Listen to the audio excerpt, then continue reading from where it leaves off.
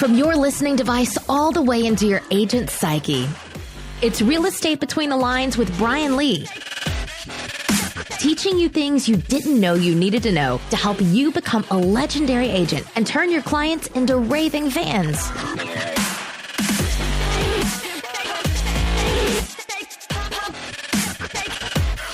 Welcome to Real Estate Between the Lines. Now that we've got our muscles all stretched out while we're waiting for the intro to go through, I'm your host, Brian Lee.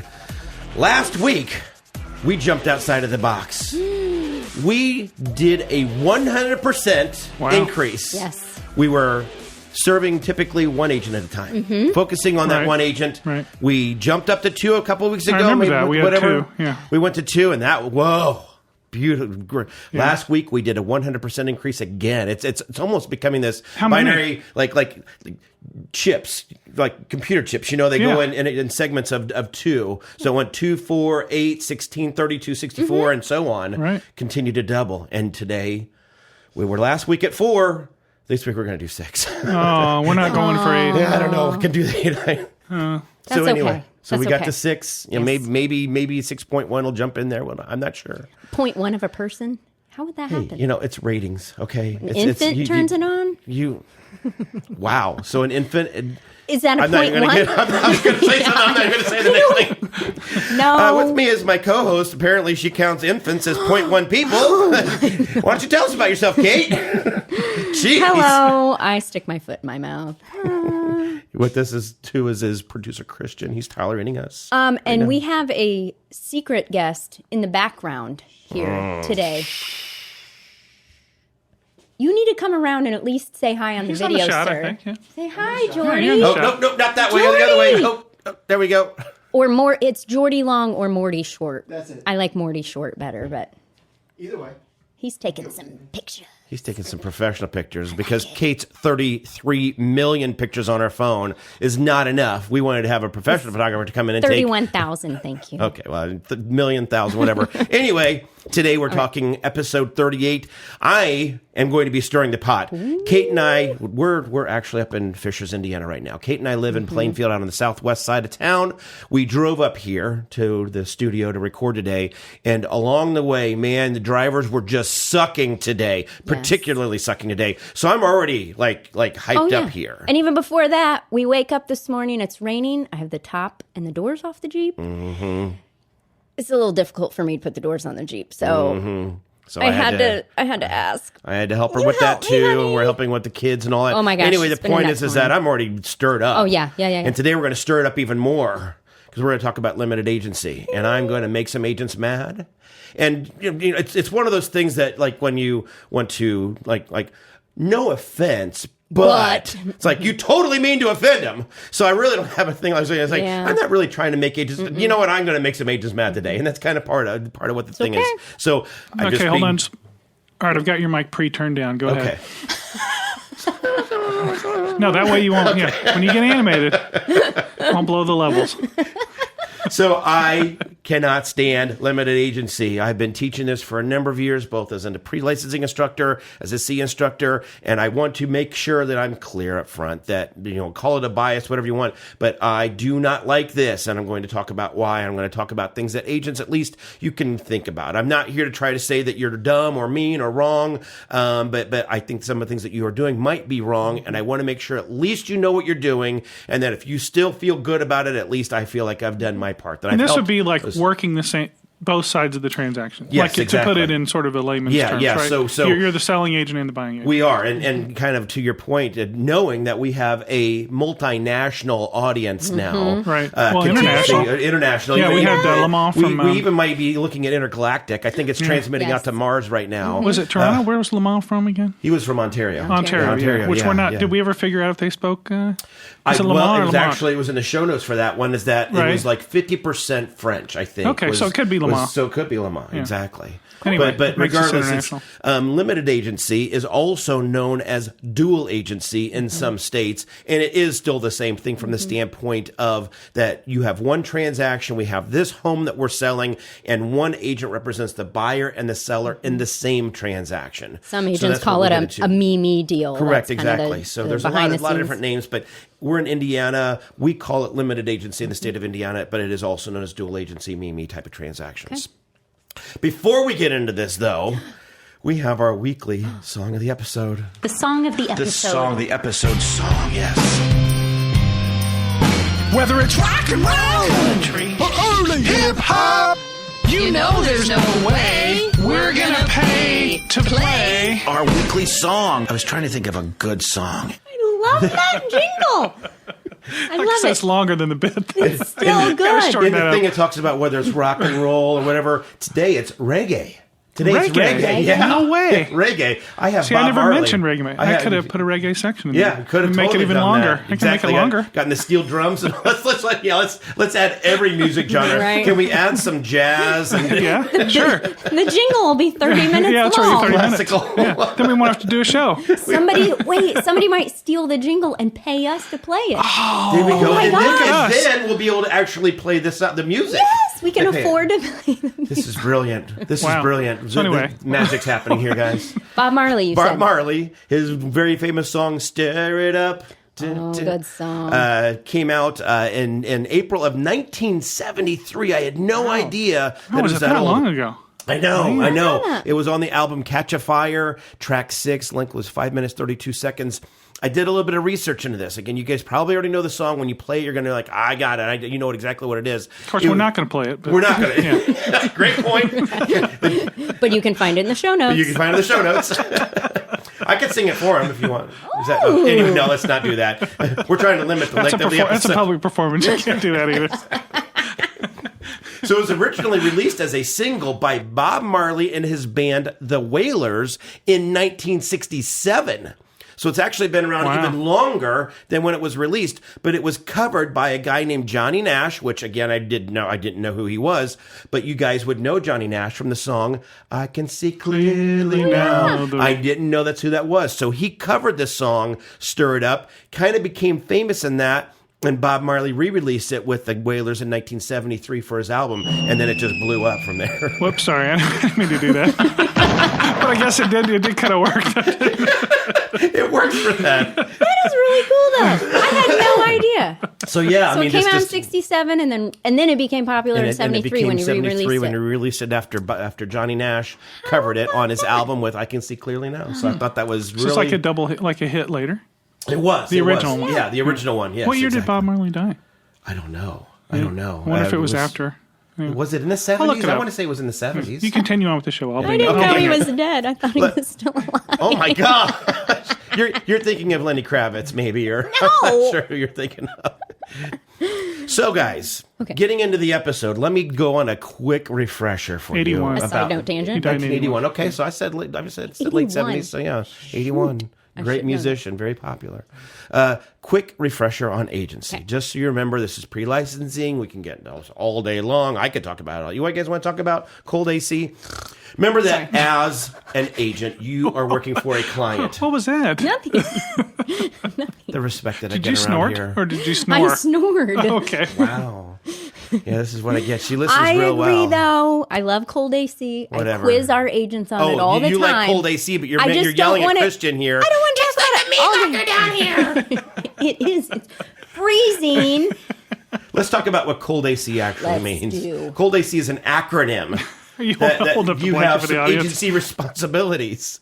Yes. It's you have care, obedience, loyalty, disclosure, accounting, and confidentiality. That is your cold AC, guys. And in that, we need to remember that as an agent, I've got a client, I'm working with them, I'm helping in this transaction. Very important transaction. And so that has some requirements. One of the biggest ones of which we get into in here is talking about loyalty. And loyalty is defined as such. This is the legal definition that we as agents need to recognize. So I wanted to quote it, is that we act at all times solely agents in the best interest of my client and to the exclusion of others. That's what loyalty says. So if I am an agent and I've got a client, that is what loyalty is. I'm acting at all times solely in the best interest to the exclusion of all others. So that's where we're tying this into limited agency. That's including, what we're talking. I always say I'm going to look out for your needs above and beyond anyone else's, including my own. Absolutely. And then there's some other things too. Disclosure says that you are to reveal all facts that would impact your clients in some way, good or bad, that I'm going to tell you everything that I'm aware of. And then obviously confidentiality, that's a part of it too. So all these tie into this conversation today.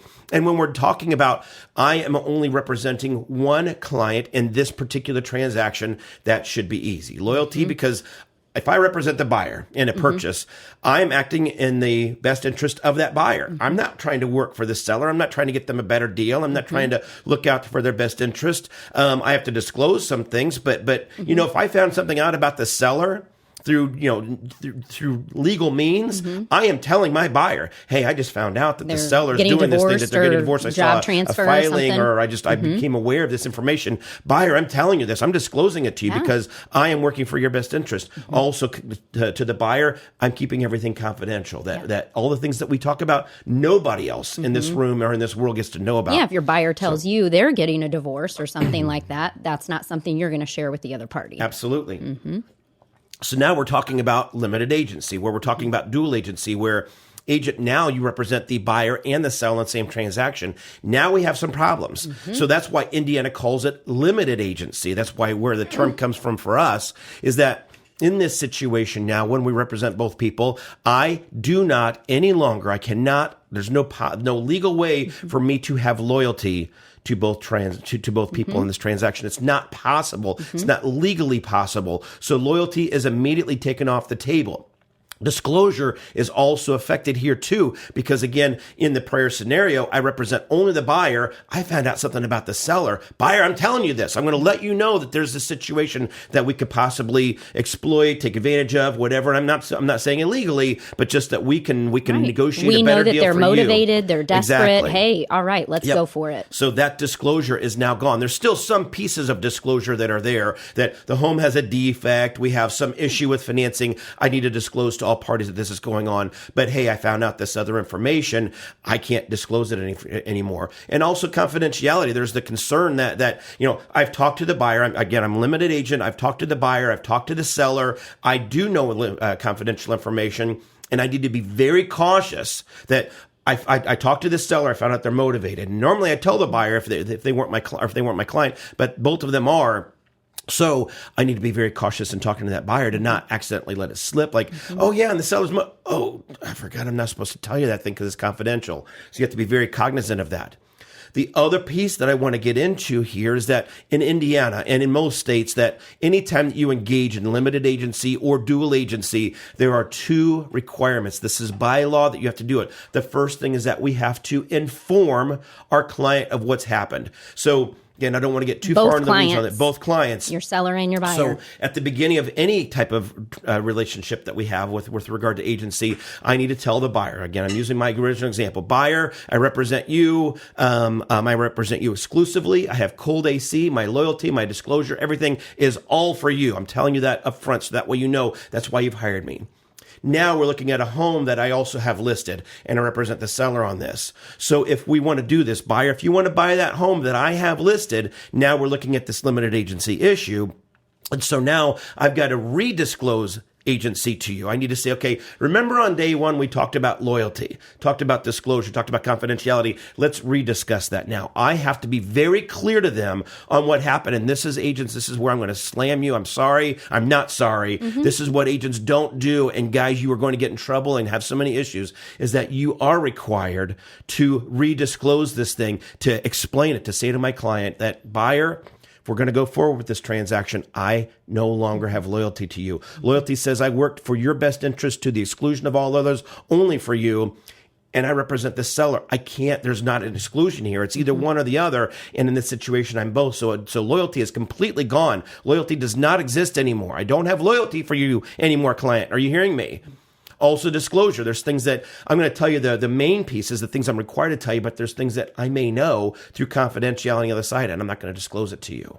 So I'm informing them of all that. And if the client says, you know what, Brian, that's fine. I'm totally okay with you not being loyal to me. I'm totally okay with you not disclosing information to me. That confidentiality could be at risk here to some degree, and I'm good with it. Now they can do that, because that's the second part, is that we have to have consent from our client to do that. And again, both of these things so rarely happen. Exactly. I know many companies have their office policy and they talk about agency in that. They typically have a section that talks about limited agency. Well, if you're filling that out or explaining that to your client the first day you meet them, they're not going to remember this, 3 weeks, 3 months down the road when they're going to look at homes. And, oh, by the way, we're looking at, your own listing. Then at that point, you need to redisclose, even though they've already signed a document ahead of time that they understand. They need to understand. I mean, I just step away anyway, but. The very first house we ever bought, we hired a agent, and they gave us to another agent in the agency, and then he immediately took us to like 4 houses that he was listing, and he didn't tell us. Like, he never told us. Wow. And we figured it out. Like, we're like, these don't meet any of our criteria. Like, we'd ask him to pull some, this back when you had paper MLS, and we just gave him our criteria, and we were like, what? Why are and then we figured out later he had interest in it and never mentioned it. Yeah. And we just kind of dismissed him. We said, these aren't even close. Take us to the ones, we want these. Yeah. So we kind of figured it out eventually. But and then at that point, we were new buyers. His interests were solely about making He was about money. making both sides of the deal. Exactly. Oh, my goodness. Yeah, and it's just things like that we've talked about this before on on the podcast, that there's a reason why agents and real estate industry is so low at the bottom of respected or trusted industries. Again, I don't want to go through all that again, but just there's a reason, and this is a big reason why, is because there are many agents that look at, I want both sides of this transaction. I want the deal where, like Christian just mentioned, is that I'm going to show you my listings, because in that case, I'll get a double commission, as opposed to if I show another agent, then I only get one side of the commission. So just explaining that and making sure that the client knows that. And then again, if they consent, and my argument here, guys, this is my argument, is that you are legally required to do this. And I would bet that 99% of the time, that if you truly did the proper disclosure, the legal licensed law disclosure that I'm telling you to do right now, this is not my opinion, guys. This is a fact. This is licensed law. This is, you're supposed to do this, that I would bet that these people would not consent to this. But again, there's reasons why.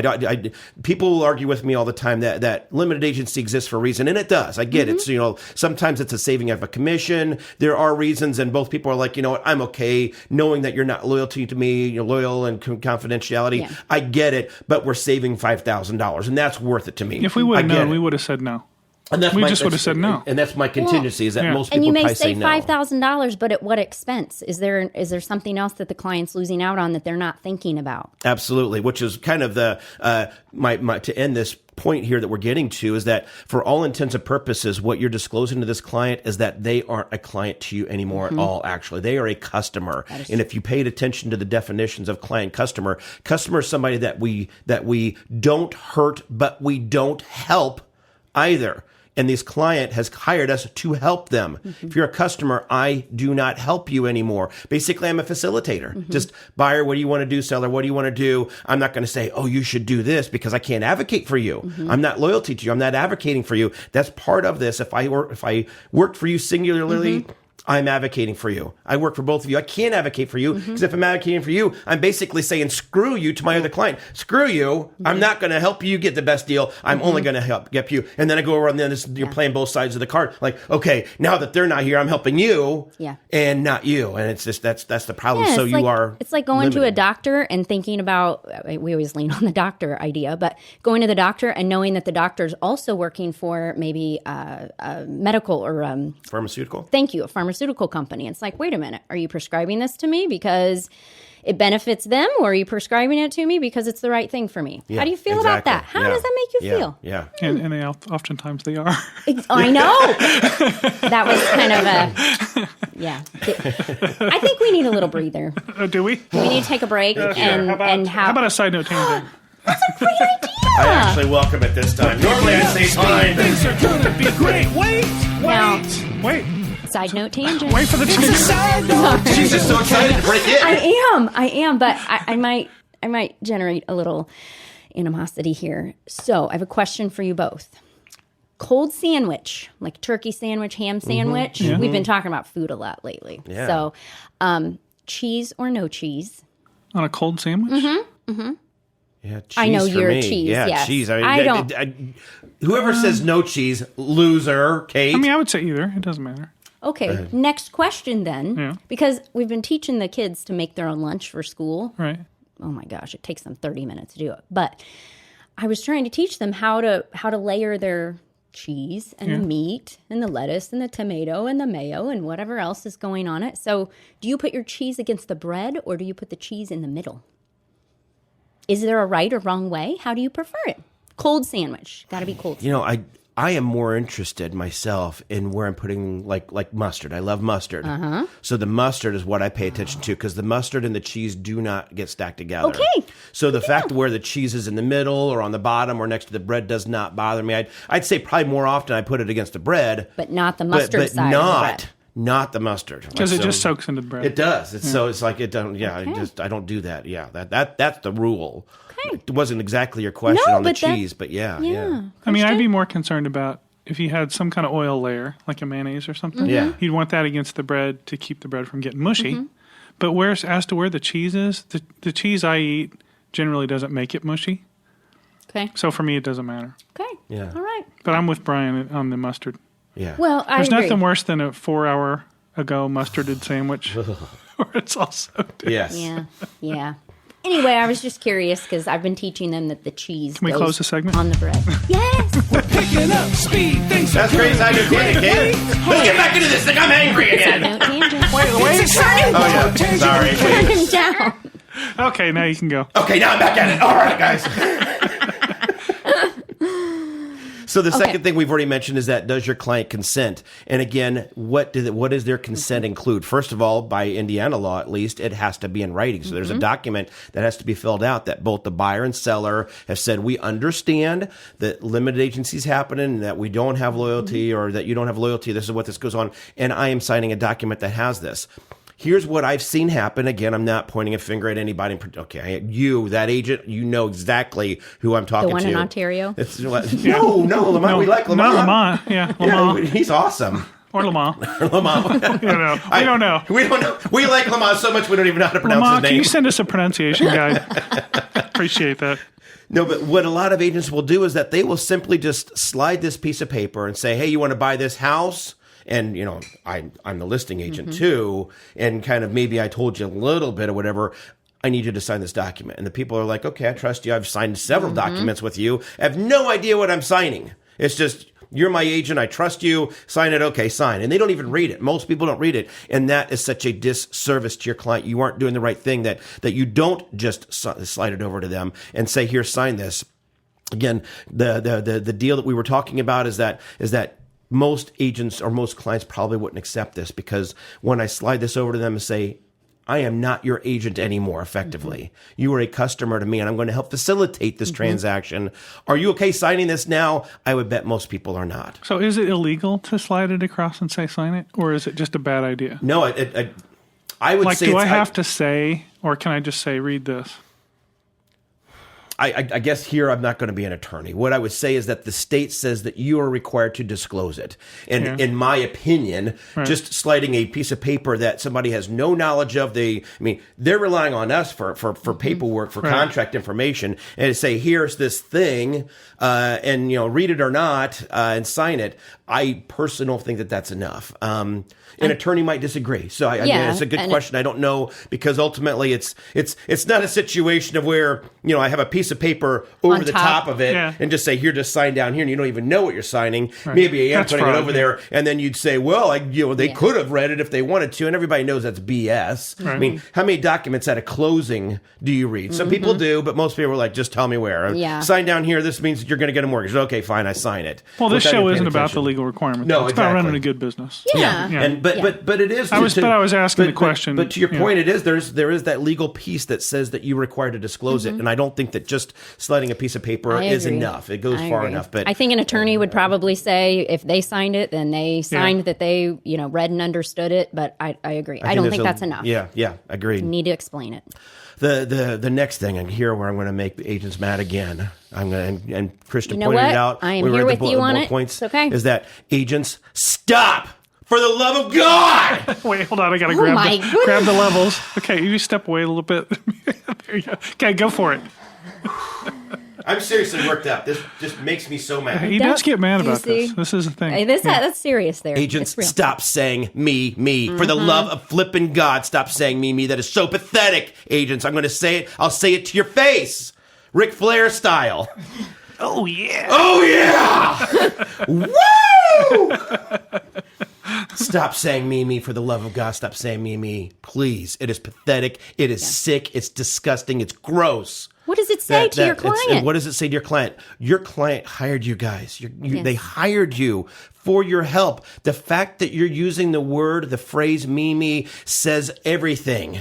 Says everything about what you're serving, who you're working for, what you're doing here. I mean, I get it. I get it that it is nice financially. I'm a business person. I get the numbers.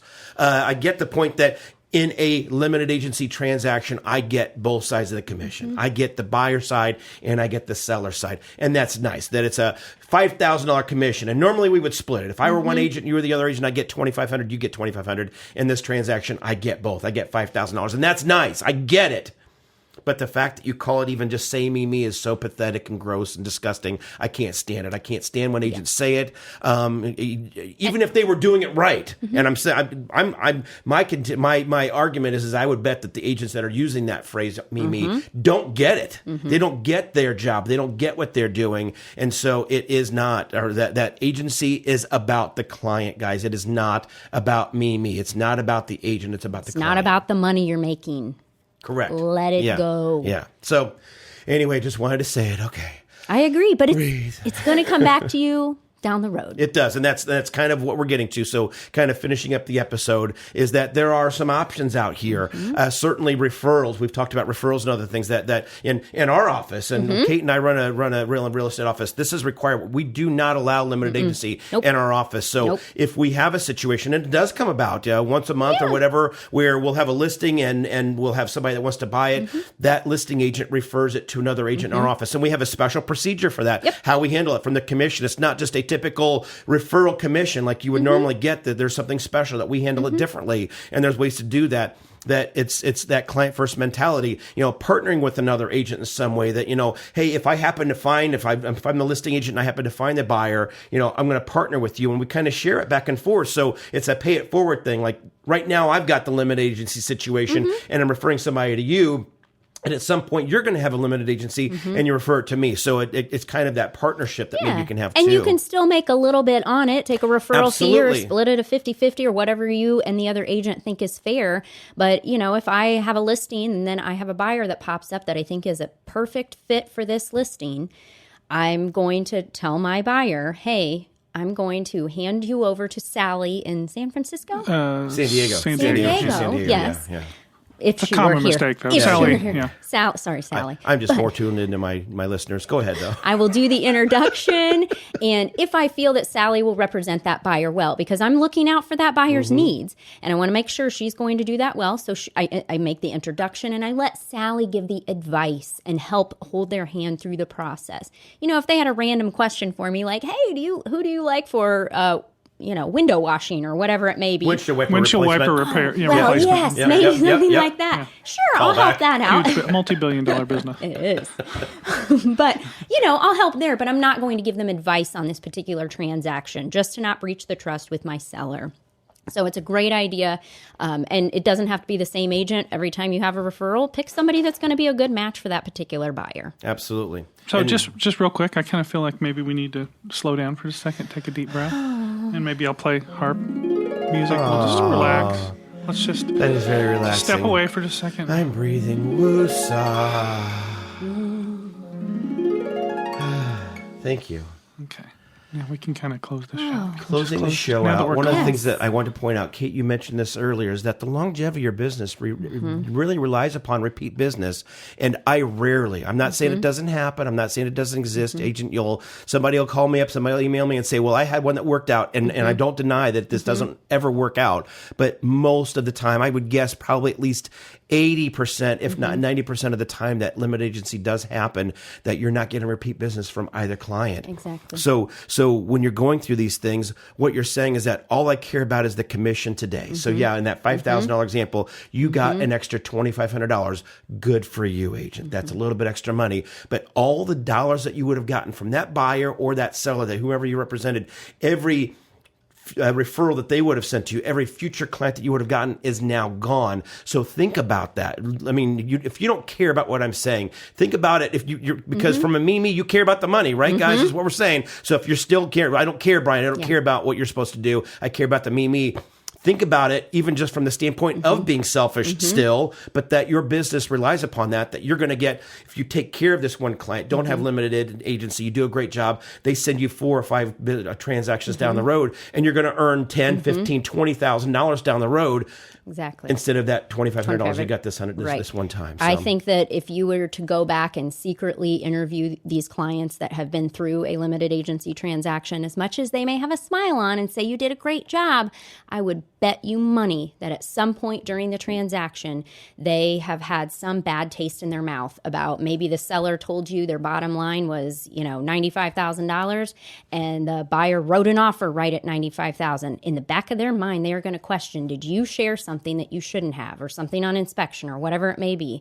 So as much as they may say it was fine, I would bet you money that the buyer will not have a good taste in their, or both clients will have some kind of negative issue at the end of the transaction, which again is going to prevent future referrals. So, but by you coming at it up front and saying, you know what, I want to make sure you're both represented well, so I'm going to hand you over to somebody that I trust that can take care of you, that's going to leave a good, good feeling for both of them. Yep. Finishing up the episode, we always finish with our weekly inspiration. I mean, I feel like I've beaten you down, agents. I beat the heck out of you today. I yelled at you. I legitimately yelled at you today. So how the about guy I always loved was Woodrow Wilson. He was so calm. Who was he anyway? Was he a big guy? He was a president. Oh, that's right. Yeah. World War I? Would that have been right? He was World War I. Yeah. So, but I wish he could offer wisdom for this show. I'm channeling him right now. Oh yeah, Woodrow. Okay, I got it. Oh. He had a quote. Ooh, really? Loyalty means nothing unless it has at its heart the absolute principle of self-sacrifice. Love that episode. Love that quote.